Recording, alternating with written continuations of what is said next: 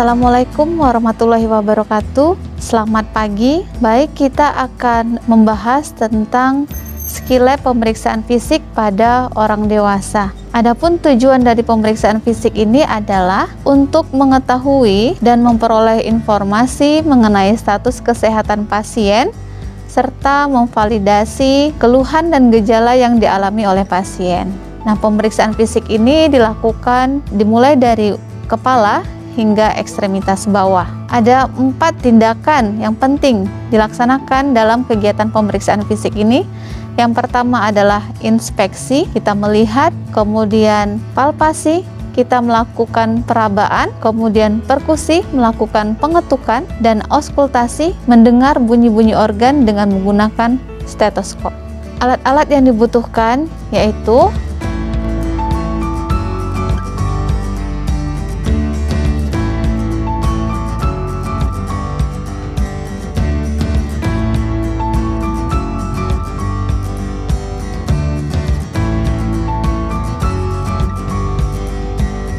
yang pertama kali dilakukan pada pemeriksaan fisik ini adalah untuk melihat keadaan umum pasien. Apakah pasien tampak sehat, lemah, atau tidak dapat berjalan. Serta kita melihat atau mengetahui tingkat kesadaran pasien dengan menggunakan Glasgow Coma Scale atau GCS. Di mana ada 3 respon yang perlu dilakukan pemeriksaan.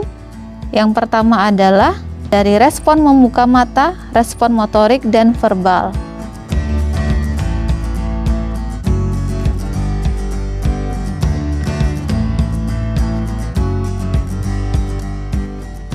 Selamat pagi, Pak Anggi. Pagi, Sus. Oke, Pak Anggi apa kabar? Pagi, Sus. Oke, Pak Anggi bisa angkat tangannya, Pak? Bisa, Sus. Yuk, silakan, Pak. Oke, tangan sebelahnya lagi, Pak. Oke, Pak Anggi, kita akan melakukan pemeriksaan ya. Nanti ada meriksa tekanan darah ya, ada periksa suhu dan periksa lainnya ya. Pak Anggi bersedia? Oke.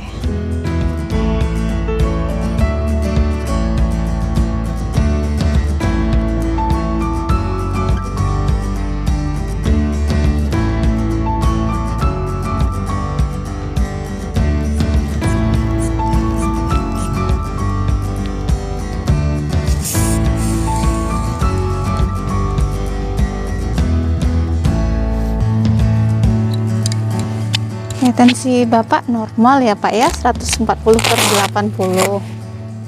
Selanjutnya kita akan melakukan pengukuran suhu tubuh ya Pak ya. Bisa Bapak selipkan di ketiak ya Pak ya. Nanti akan berbunyi, baru kita ambil. Permisi Pak ya.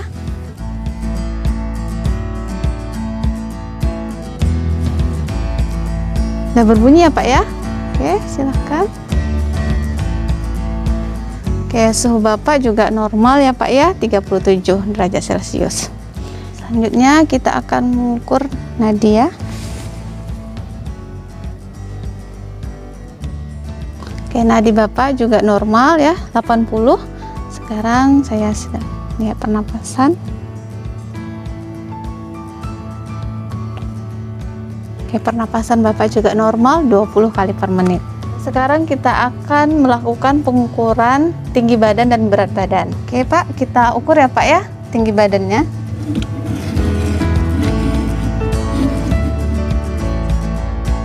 Pengukuran antropometri seperti tinggi badan dan berat badan ini bertujuan untuk menilai status gizi seseorang. Selain itu dapat juga kita mengukur indeks massa tubuh atau IMT-nya. Dan sebaiknya untuk mengukur berat badan dilakukan pada saat perut dalam keadaan kosong atau sebelum makan.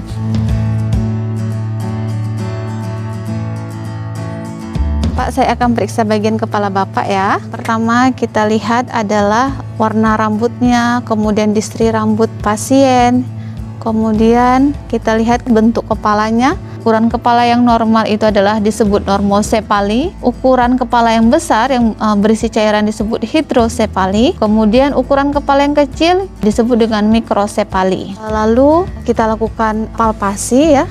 Palpasi, kita meraba apakah ada benjolan atau ada massa Kalau Bapak terasa nyeri, Bapak sampaikan ya Pak ya. Ya, sus. Oke.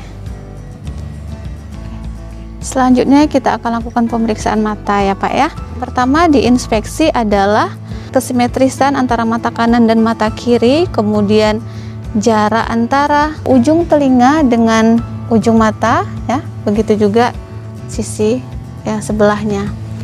Kemudian kita suruh pasien, Pak coba melihat ke atas Pak, untuk melihat konjungtivanya ya, sekalian melihat skleranya. Oke, sudah. Kemudian refleksi, Bapak bisa buka matanya ya Pak ya. Oke.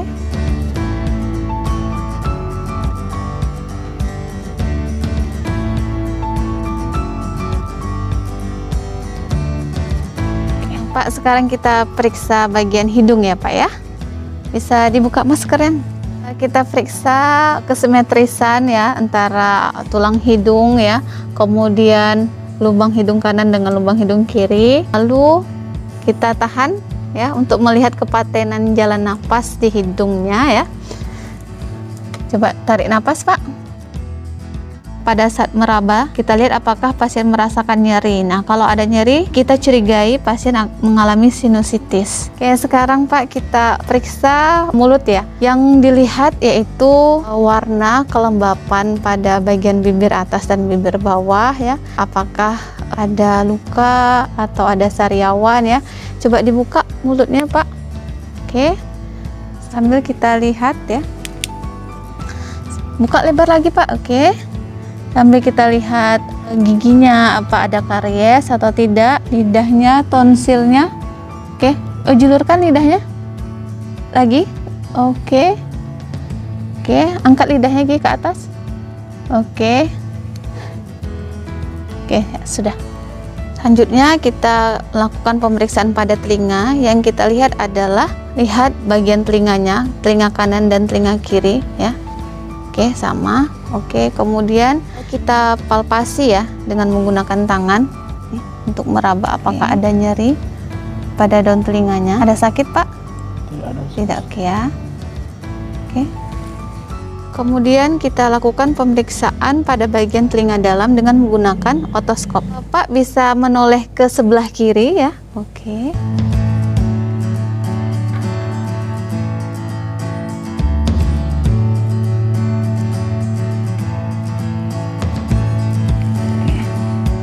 Oke, selanjutnya kita akan lakukan pemeriksaan pada leher ya. Pada leher kita lihat apakah ada memar atau lesi ya. Kemudian kita lakukan perabaan. Oke. Coba Pak Anggi menelan. Pemeriksaan pada leher ini bertujuan untuk mengetahui apakah ada pembengkakan pada kelenjar tiroid atau kelenjar getah bening, serta juga kita bisa melihat ada atau tidaknya peningkatan tekanan pada vena jugularis. Sekarang kita akan lakukan pemeriksaan pada tangan ya. Permisi Pak, coba diluruskan jari-jarinya. Oke. Kita lihat apakah kedua tangannya simetris apa tidak ya. Kemudian lihat jari-jarinya ya, jumlahnya lengkap. Kemudian apakah ada kelainan antara jari yang satu dengan jari yang lain. Selanjutnya kita bisa periksa Cavirelli time-nya atau CRT-nya dengan cara menekan pada ujung kuku. Kemudian melepaskannya. Normalnya 1-3 detik. Sekarang kita akan melakukan pemeriksaan pada bagian dada Bapak ya. Mohon maaf, kita buka dulu bajunya ya Pak ya. Pertama dilihat, kita inspeksi ya, bagaimana pergerakan nafas dari dada pasien. Apakah pasien menggunakan otot bantu pernafasan ya. Kemudian dilihat bagaimana distribusi warna kulit pada bagian dada. Selanjutnya kita lakukan palpasi. Nah, palpasi di sini untuk mengetahui pergerakan dada. Permisi ya Pak ya. Oke, coba Bapak tarik nafas lagi, tarik nafas lagi, hembuskan. Oke, nah sekarang coba Bapak bilang 777 777 lagi. 777.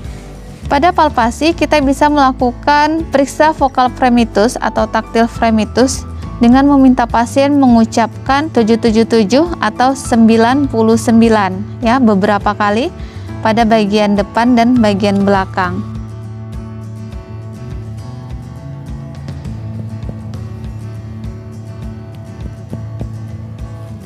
Perkusi dilakukan pada bagian dada di bagian depan dan di belakang, pada dada kanan dan dada kiri.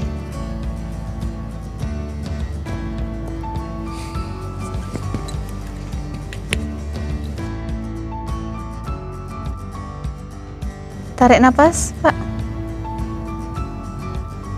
Hembuskan. Oke, lagi tarik nafas seperti biasa, Pak ya. Hembuskan. Seperti bernapas biasa. Untuk auskultasi dilakukan pada bagian dada ya, pada bagian kanan dan bagian kiri paru-paru pasien. Auskultasi ini dilakukan dengan cara yang sama pada bagian punggung pasien. Pak, sekarang kita akan periksa bagian perutnya, Pak ya. Mohon izin sebelumnya.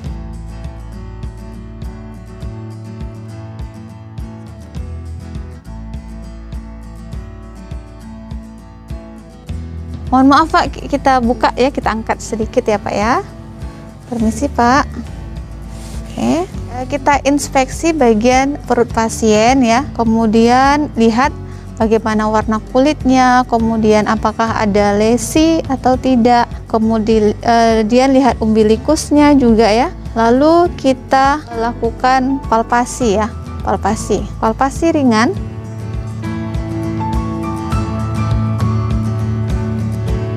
Permisi ya Pak ya, saya tekan.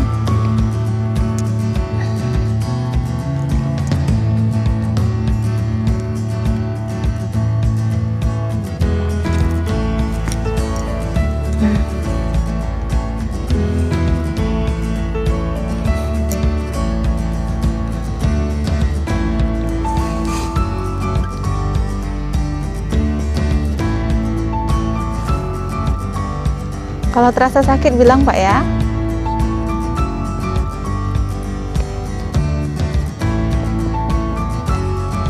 Kita lakukan auskultasi bising usus.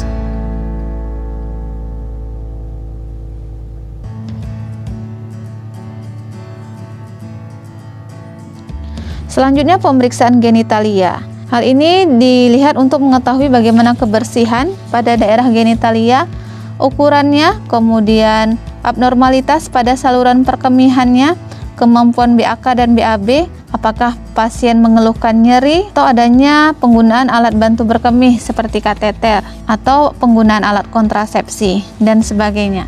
Sekarang kita lanjut ke pemeriksaan kaki. Kita inspeksi bagian kaki, kesimetrisan antara kaki kanan dan kaki kiri, kemudian dilihat jari-jarinya, kemudian kukunya bandingkan dengan sisi sebelahnya. Oke. Selanjutnya kita akan melihat fitting udem. Caranya dengan cara menekan, kemudian lepaskan. Sekali lagi. Kita periksa CRT.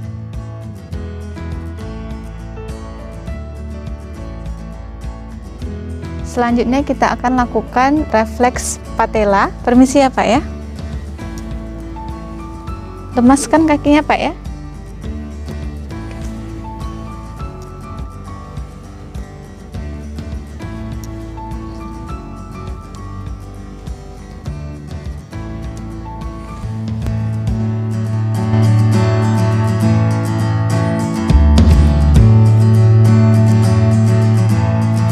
Demikian video pembelajaran skill pemeriksaan fisik pada orang dewasa.